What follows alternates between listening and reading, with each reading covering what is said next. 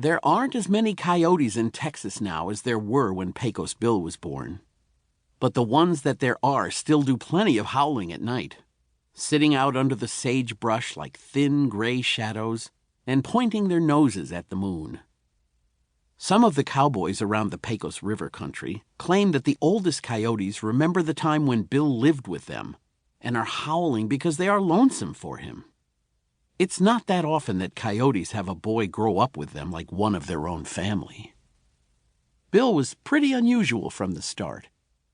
When he was only a few days old, he raised such a fuss about having to drink ordinary milk that his mother had to go and take milk from a mountain lion who was raising baby cubs. Bill's mother was rather unusual in her own way. Before Bill was born, she drove off 45 Indian warriors from the family's covered wagon with an old broom handle. So, borrowing milk from a wild mountain lion was no problem for her. Bill had over a dozen older brothers and sisters for playmates, but they were ordinary boys and girls and no match for him. When Bill was 2 weeks old, his father found a half-grown bear and brought the bear home. "You treat this bear nice now," Bill's father said. The bear didn't feel friendly and threatened to take a bite out of Bill. Bill wrestled the bear and tossed it around until the bear put its paws over its head and begged for mercy. Bill couldn't talk yet, but he patted the bear to show that he didn't have any hard feelings. After that, the bear followed Bill around like a big, flat-footed puppy. Pecos Bill's father was one of the first settlers in the West. There was lots of room in Texas, with so much sky that it seemed as if there couldn't be any sky left over for the rest of the United States.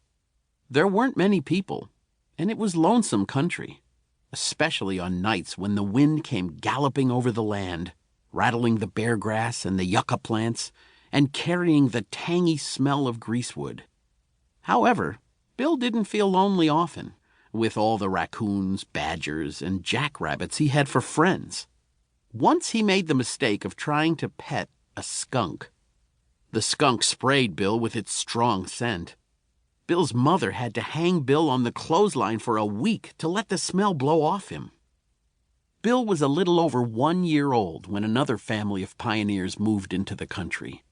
The new family settled about 50 miles from where Bill's folks had built their homestead. "The country's getting too crowded," said Bill's father. "We've got to move farther west."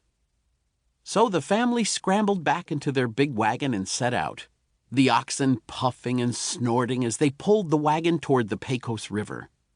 Bill was sitting in the rear of the wagon when it hit some rocks in a dry stream bed. There was a jolt, and Bill went flying out of the wagon. He landed so hard that the wind was knocked out of him, and he couldn't even cry out to let his folks know.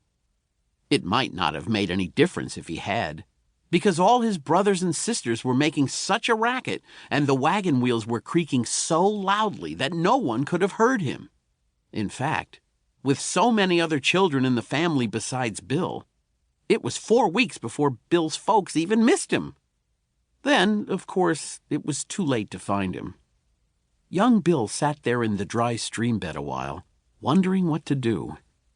Wherever he looked, there was only the prairie and the sky, completely empty except for a sharp-shinned hawk floating overhead. Bill felt more lonely than he ever had in his life.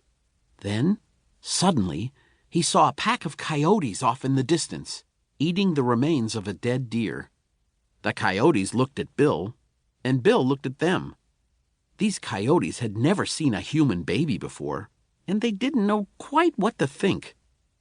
Apparently, they decided Bill was some new kind of hairless animal, for one of the female coyotes took a hunk of deer meat in her teeth and trotted over to Bill with it.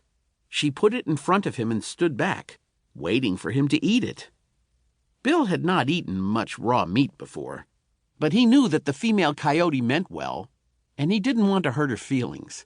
So he picked the meat up and began chewing. It tasted so good that he walked over and joined the other coyotes.